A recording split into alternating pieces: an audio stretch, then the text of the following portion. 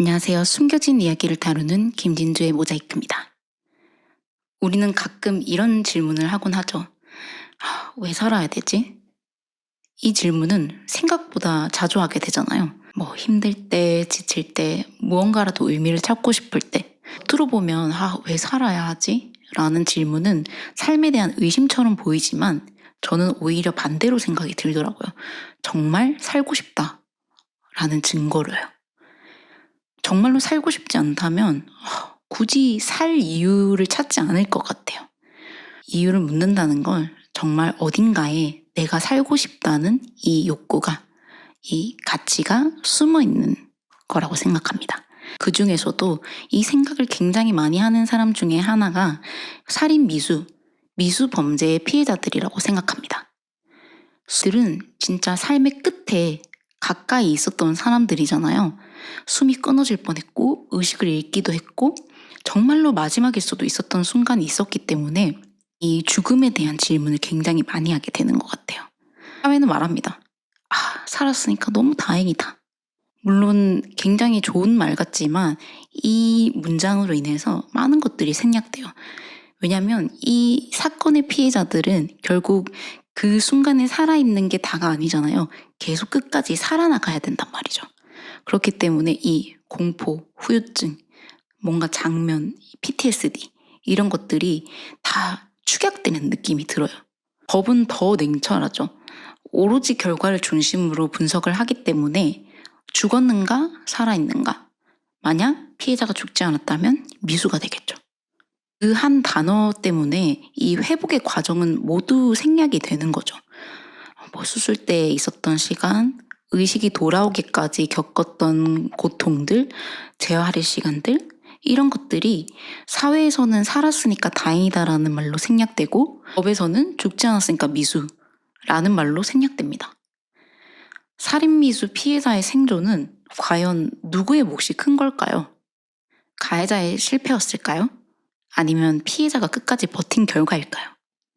미수범죄의 피해자들은 거의 대부분 피해자가 도망쳤고 가해자를 제지했고 위험을 감지해서 신고를 했고 수술을 견디고 기적적으로 몸이 회복하려고 애쓴 결과입니다.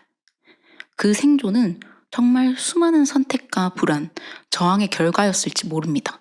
그런데 법의 구조 안에서는 사망하지 않음이라는 한 줄로 정리되면서 그 자체로도 살인미수 피해자들은 씁쓸함을 느끼지만 제목이 달라지는 순간부터 형량이 낮아지니까 스스로의 존재의 가치를 부정당하는 느낌을 받기도 해요.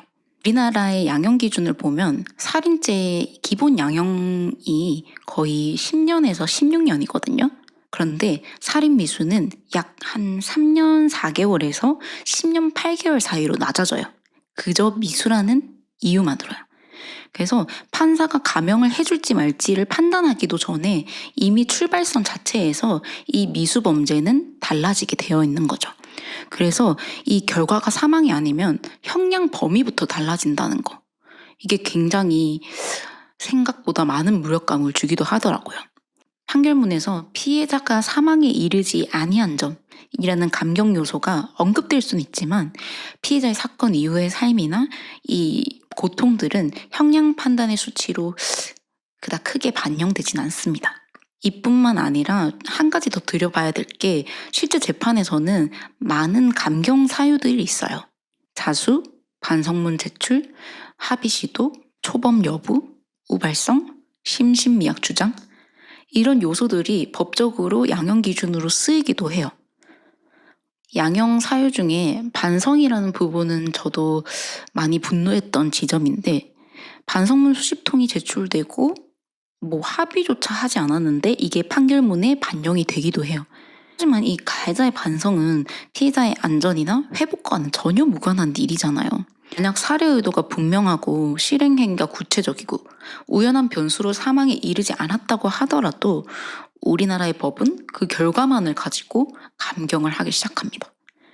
그렇기 때문에 살아남은 피해자는 결과적으로 의도와 상관없이 사건의 본질과는 다르게 경미한 사건의 피해자로 분류될 위험이 있습니다. 반면에 일부 국가에서는 살인 미수라고 해서 반드시 깎는 것이 아니라 살해 의도가 얼마나 명확했는지, 행위가 어디까지 실행되었는지를 중심으로 판단합니다. 이 차이는 법이 어떤 지점을 더 중요하게 보느냐인 겁니다. 피해자가 살아남은 것이 가해자의 선택 때문이 아닌 경우에도 왜 가해자의 형을 낮추는 기준이 되어야 하는지 저는 참 의문이 듭니다. 제가 가해자의 신상공개를 간절히 바랬던 이유도 여기 있습니다. 신상공개의 기준은 4가지인데요. 1. 범죄의 잔인성 및 중대한 피해 발생. 2. 충분한 증거 확보. 3. 국민의 알 권리 및 공공의 이익. 4. 미성년자가 아닐 것. 살인미수는 죽지 않았다는 이유로 사회적 인식에서 한 단계 낮게 분류되는 경향이 있습니다. 실제로 최근까지도 살인미수 사건에서는 신상공개가 극히 제한적으로 이루어졌습니다. 잘 생각해보자고요. 우리 신상공개는 대부분 이미 사회로 돌아오지 못하는 그런 범죄자들이 많았습니다. 무기징역이 선고되거나 장기간 수감이 예정된 사람이었죠. 그렇기 때문에 많은 이들에게 신상공개는 진짜 범죄 예방을 위한 제도라고 인정받지 못했던 거죠. 그저 분노를 표출하는 장치였을 뿐이고요. 살인미수의 가해자는 다시 사회로 돌아와서 그 공간 안에서 살아가야 할 가능성이 높습니다. 그런데도 오랫동안 살인미수 사건의 가해자들은 신상공개가 거의 이루어지지 않았거든요. 결과가 사망이 아니었다는 이유만으로 위험성의 평가가 한 단계 낮아지기 때문입니다. 살아남은 피해자는 가해자와 같은 사회 안에서 다시 마주칠 가능성이 높은데도 불구하고 그 위험성은 충분히 반영되지 못한 것 같습니다.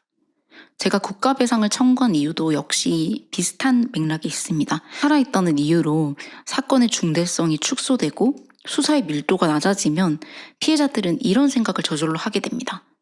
내가 죽었더라면 더 빨리 해결했을 텐데, 내가 죽었더라면 더 많은 검사를 정확하게 했을 텐데, 내가 죽지 못해서 더 힘든 상황이 주어지는 것에 고통받습니다. 죽지 않았으니까 다행이라는 말로 정리되고 죽지 않았으니까 미수라는 말로 정리된다면 그 사이에서 제도의 긴장도는 떨어지게 되겠죠. 수사기관의 정성과 집중도는 사건의 결과와 무관해야 되는 거죠. 그런 상황을 수차례 겪어왔기 때문에 살아있는 범죄 피해자가 수사기관의 수사부실을 따지는 이 국가배상의 판례조차 찾기도 어려웠습니다. 이해가 되더라고요. 국가배상에서 패소할 경우에는 그 비용조차 그 피해자가 부담해야 되고 국가배상에서는 피해자의 모든 행위가 의심받습니다. 정말 주변 사람들의 잊고 살으라는 말이 이해가 될 정도더라고요. 사망사건은 중대사건, 생존사건은 한 단계 낮은 사건. 그 인식이 굳어질수록 살아남은 피해자는 존재의 이유조차 흐릿해지겠죠. 사망의 결과가 이어진 피해자들은 반드시 그 결과에 책임을 지게 만들어야 합니다. 하지만 살아있는 피해자에 대한 이야기도 나라가 더욱 크게 들어야 됩니다. 피해자들은 여전히 우리나라에서 살고 있고 그들도 간절히 이 나라에서 살고 싶기 때문입니다. 저는 살인미수 피해자로서 우리나라가 오로지 피해자가 노력해서 살아남은 것이 가해자에게 수많은 혜택을 주고 있다고 느낍니다. 과연 여러분은 살아있어서 다행인 나라에 있으신가요? 지금까지 김진주의 모자이크입니다. 감사합니다.